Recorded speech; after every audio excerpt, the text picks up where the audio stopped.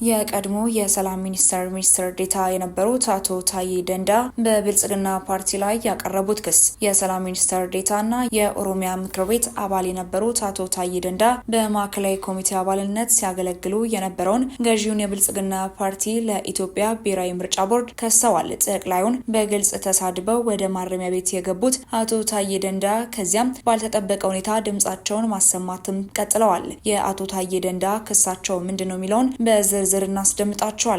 የዶክተር ደብረጽዮንና የኤርትራ አስጊ ጥምረትና የተባባሱ ያሉ ጉዳዮች በቀጠናው የሻዕቢያ አገዛዝ የመሰዋ ወደብን ለህወሓት መፍቀዱና የሴራ ፍላጎቱ ምንድነው የሚለውን በስፋት የምንመለከት ሲሆን በተያያዘ መረጃም አዲሱ የትግራይ ጊዜያዊ አስተዳደር የዶክተር ደብረጽዮን ገብረ ሚካኤል ቡድን ከባድ ፍጥጫ ውስጥ ገብተዋል። የተፈራው ነገር መድረሱ አይቀርም። ህወሓት በአቋሙ ከጸና ነገሮች እየተባባሱ ይቀጥላሉ። ጀነራል ታደሰ ወረደ ለዶክተር ደብረጽዮን ገብረ ሚካኤል ቡድን ያስተላለፉት ጥብቅ መልእክት ምንድነው? አይቻልም ሲሉስ የተቃወሙት ጉዳይስ ምንድነው የሚለውን በዝርዝር ሰዓታችን በስፋት የምናስደምጣችሁናል። ሰላም ጤና ይስጥልን። በመላው ክፍለ ዓለማት የምትገኙ የዴ ታርጌት ኒውስ ቤተሰቦቻችን በያላችሁበት የዓለም ስፍራ ሁሉ ሰላማችሁ ይብዛልን እያልን እነሆ ለቻናላችን አዲስ ከሆናችሁ ቻናላችንን ሰብስክራይብ በማድረግ ቤተሰብ እንድትሆኑን በተጨማሪም የደወል ምልክቱን በመንካት ዘላቂ ቤተሰብነትን ከኛ ጋር እንድትመሰርቱ እንዲሁም በየዕለቱ የምንለቃቸውን ቪዲዮዎችን ከወደዳችሁ ላይክና ሼር እንድታደርጉልን እየጠየቅን ወደ መረጃዎቹ እናመራለን።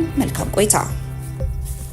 ኤርትራ ለትግራይ ወደቦችን ልትከፍት ነው። የማህበራዊ ሚዲያ ምንጮች እንደዘገቡትም ኤርትራ ለትግራይ ኃይሎች በሰብአዊነት ምክንያት ወደባቸውን ለመክፈትም ወስናለች። ይህ ውሳኔ የትግራይን የታጠቀ ስቃይ ለመከላከል የቆመ የሰብአዊነት አቋም ተብሎም ተገልጿል። ይሁን እንጂ የኤርትራ መንግስት እስካሁን ይፋዊ ማስታወቂያም በዚህ ጉዳይ ላይ አላወጣም። ጉዳዩ ግን እጅግ እያነጋገረ ይገኛል። ይህ እርምጃ በኢትዮጵያ ትግራይ ክልል ያለው ውጥረት እየጨመረ ባለበት ወቅት የመጣ ሲሆን አንዳንድ ወገኖችም ይህ የኤርትራ እርምጃ ከደብረጽዮን ገብረ ሚካኤል አንጃ ጋር ግንኙነት ሊኖረው እንደሚችልም ይገመታል። ከዚህ ቀደም በደብረጽዮን የሚመራው ቡድን ከኤርትራ ጋር በመተባበር ኢትዮጵያን ለመቃወም እቅድ አውጥቷል የሚል ክስም ቀርቦ ነበር። አንድ በስዊዘርላንድ የሚኖር የኤርትራ አክቲቪስትም ይህ እርምጃ ፖለቲካዊ ሳይሆን ሰብአዊነት ላይ ያተኮረ መሆኑን ገልጸዋል። ኤርትራ የጦርነቱን ዋጋ እንደምታውቅና ለዚህም ሰብአዊነትን እንደመረጠችም ተናግረዋል። በሌላ በኩል ደግሞ በደብረጽዮን የሚመራው ህወሓትም ኤርትራን የትግራይን መሬት በህገወጥ መንገድ በመያዝና ዘር ማጥፋት ሲልም ከሷል። ታዲያ በዚህ ጉዳይ ላይ በርካታ መረጃዎች በተለያዩ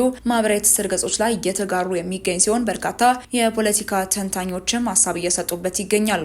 የሻዕቢያ አገዛዝ ከመሰዋ ወደብ ለህወሓት ፈቅዷል የሚባለው ወሬ እውነት ከሆነና በተቃራኒው የኢትዮጵያ መንግስት ትግራይ ክልል ከኤርትራ ጋር የምትዋሰንበት የአገሪቷ ሉዓላዊ ድንበር በሚገባ መቆጣጠር ካልቻለች እንግዲያውስ ህወሓት ወደቡን በነጻነት የመጠቀም ጉዳይ ላይ እንቅፋት ይቀጥላል ማለት ነው። ሲቀጥልም ህወሓት የመሰዋ ወደብ በነጻነት መጠቀሟ ትርጉሙ ምንድነው ብሎ መመልከት ተገቢ ነው። ለህወሓት ወደብ የመጠቀም እድል የፈጠረው የሻዕቢያ አምባገነን ቡድን ከ4 ኪሎ መንግስት በደረሰበት ከባድ ጭንቀትም ሰበብ መሆኑ ግልጽ ነው የተባለም ሲሆን ስለዚህ በዚህ ጭንቀት የወጠረው የሻዕቢያ ቡድን ለዘመናት ወያኔ ታሪካዊ ጠላቴ ነው፣ ፀሐይ ከምዕራብ ብትወጣም ከወያኔ ጋር በፍጹም አልስማማም ሲሉ እንዳልነበረ በድንገት ከህወሓት ጋር የጭንቅ ጋብቻ ለመፍጠር መገደዳቸውን አልደበቁም። ታዲያ ይህ የሁለቱ ባላንጣ ያልተለመደና ያልተጠበቀ ሁደት ተራ ጥምረትና የተለመደ ክስተት ሳይሆን ለቀጠናው ከባድ አደጋዎች ይዞ ሊመጣ የሚችል አደገኛ እርምጃ መሆኑን መገመትም ከባድ አይደለም። በእርግጥ ሻዕቢያ በዚህ ሰዓት ከህወሓት ጋር መተባበርና መጣመሯ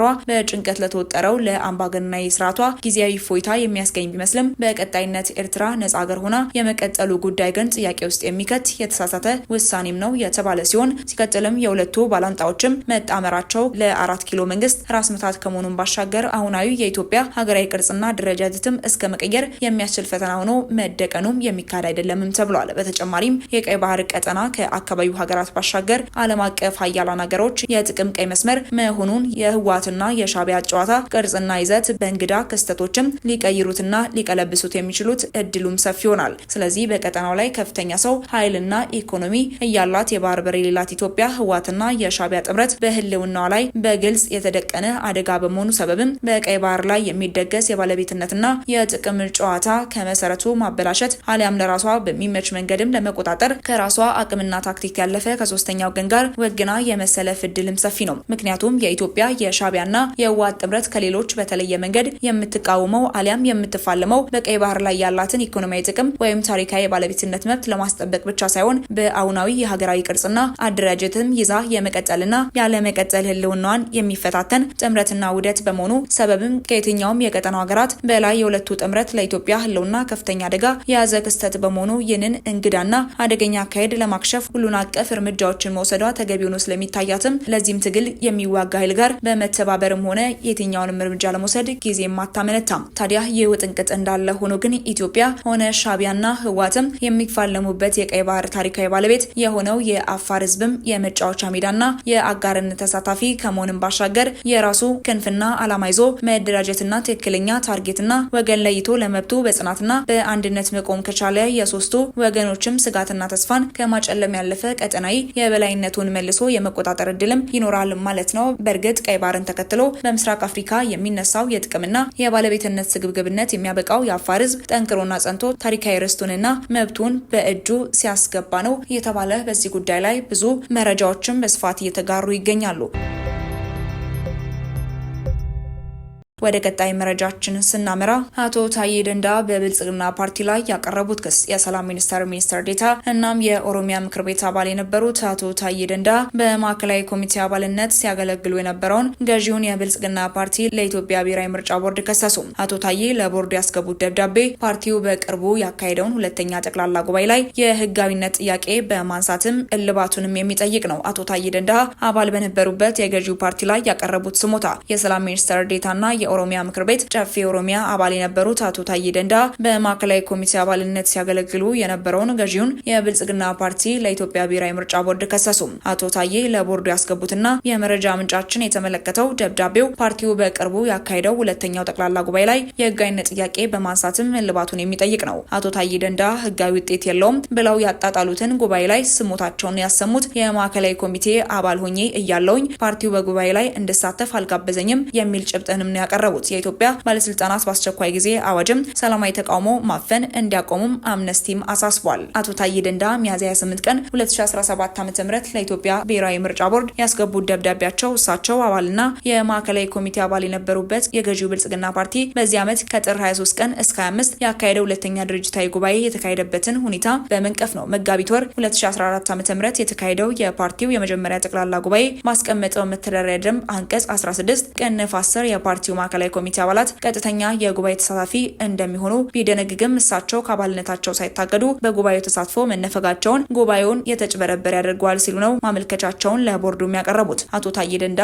በዚህ ጉዳይ በድጋሚ የተከሰቱ ሲሆን ያለ ጠበቃ የቀጠለው የአቶ ታዬ ደንዳ የፍርድ ቤት ክርክርም እያነጋገረ ይገኛል። አቶ ታዬ ለመረጃ ምንጫችን በሰጡት ተጨማሪ ማብራሪያም አንድ ሰው በህግ ሲጠየቅ ያለ ፍርድ ቤት ውሳኔ የፖለቲካ ተሳትፎን ጨምሮ ሲቪል መብቶችን የሚነፍግ ህግ የለም በማለትም ለአንድ ዓመት ከታሰሩ በኋላ ከእስር እንደተፈቱ ይህንን መብት መጎናጸፍ እንደነበረባቸው አስረድተዋል። አክለውም እሳቸው 225 አባላት ያለው ከብልጽግና ፓርቲ ማዕከላዊ ኮሚቴ በህጋዊ መንገድ ባይሰናበቱም በቅርቡ በተደረገው የፓርቲው ጠቅላላ ጉባኤ ተሳታፊ ያለመሆናቸውን ለዚህም ግብዣ እንዳልቀረበላቸውም አንስተዋል። ከእስር ከተለቀቁ በኋላ ወደ ፓርቲው ጽህፈት ቤት በማምራትም ተሳትፎ ለማድረግ ያደረጉት ጥረትም ካለም የተጠየቁት አቶ ታዬ ደንዳ የፓርቲው ማዕከላዊ ኮሚቴ በመሆን በፓርቲው ስልጣን ነበረኝ በማለትም ህጋዊ እርምጃዎችን መውሰድ የነበረበት ፓርቲው ነው በማለትም አስተያየታቸውንም አክለዋል። አሁን ለኢትዮጵያ ምርጫ ቦርድ ያቀረቡትን ቅሬታ አስቀድመው ለፓርቲያቸው አቅርበው እንደሆነም የተጠየቁት አቶ ታዬ ደንዳ ፓርቲው ጉባኤው አካሄዶት ስላጠናቀቀው አሁን ላይ ወደ ኋላ ስለማይመለስ ጥያቄውን ለቦርድ ማቅረብ የተሻለ አማራጭ በመሆኑ ቅሬታቸውን ወደ ቦርዱ ለመውሰድም መገደዳቸውን ያመላከቱት የአቶ ታዬ ደንዳ የክስ መቃወሚያ ውድቅ መሆኑንም በተመለከተ መረጃ ወጥቷል። አቶ ታዬ ደንዳ ወደፊት የፖለቲካ ትግል እንቅስቃሴያቸውን እጣ ፈንታን በተመለከተም ውሳኔያቸውን በዚሁ ቅሬታ ላይ የቦርድ ምላሽ ላይም እንደሚወሰን ነው የገለጹት። ወደ ቀጣይ መረጃችን ስናመራ ጊዜ አስተዳደሩ ሳያውቅ የውጭ ግንኙነት ማድረግ ተቀባይነት የለውም ሲሉ ጀነራል ታደሰ ወረደ ገለጹ። የትግራይ ክልል ጊዜ አስተዳደር ፕሬዝዳንት የሆኑት ሌተናል ጀነራል ታደሰ ወረደ በትላንትናው ዕለት ባወጡት መግለጫ የትግራይ ህዝብ ህልውናንና ብሔራዊ ጥቅሙን ለማረጋገጥ ሰላማዊ ፖለቲካ ትግል እያካሄደ ይገኛል በማለትም ጀምረዋል። ሲቀጥሉም በዚህ ውስጥ ያለው ቁልፍ ነጥብ የፕሪቶሪያ ስምምነት ሳይሸራረፍ ተግባራዊ እንዲሆንና ጥቅሞቹና መብቶቹ ከጦርነት ስጋት እንዲጠበቁ ማድረግ መሆኑንም አስረድተዋል። ጊዜያዊ አስተዳደሩ መሰረታዊ የትግራይ ህዝብ ጥያቄዎችን የመመለስና ሰላምና ደህንነቱን በአስተማማኝ መልኩ የማስጠበቅ ኃላፊነት እንዳለበትም የጠቀሱት ፕሬዝደንቱ በፕሪቶሪያ ስምምነት የተፈጠረውን እድል በመጠቀምም የትግራይን ብሔራዊ ጥቅም ለማስጠበቅ እየሰሩ መሆናቸውንም አስታውቀዋል። ጨምረውም በዚህ መሰረት ከፌዴራል መንግስት ጋር ብቻም ሳይሆን ከማንኛውም ኃይል ጋር ልዩነቶቻችንን በሰላማዊና ህጋዊ መንገድ ለመፍታት የተቻለውን ሁሉ ጥረት ማድረግ ተገቢ ነው ብለዋል። ይሁንና ጊዜያዊ አስተዳደሩ ዓላማውንና ስትራቴጂውን ሳያውቀው የሚደረግ የውጭ ግንኙነት ስህተት ከመሆኑም በላይ አደገኛ እንደሚሆንም አስረድተዋል። በመሆኑም እንዲህ አይነት የውጭ ግንኙነት ተቀባይነት የሌላቸው መሆናቸውን ጀነራሉም ገልጸዋል። ውድ ተመልካቾቻችን ለእሳቱ የነበሩን መረጃዎቻችን እኚህ ይመስሉ ነበር። አብራችሁን ስለነበራችሁ እጅግ አድርገን እናመሰግናለን። በቀጣይ እስክንገናኝ ድረስ ቸር ቆዩልን።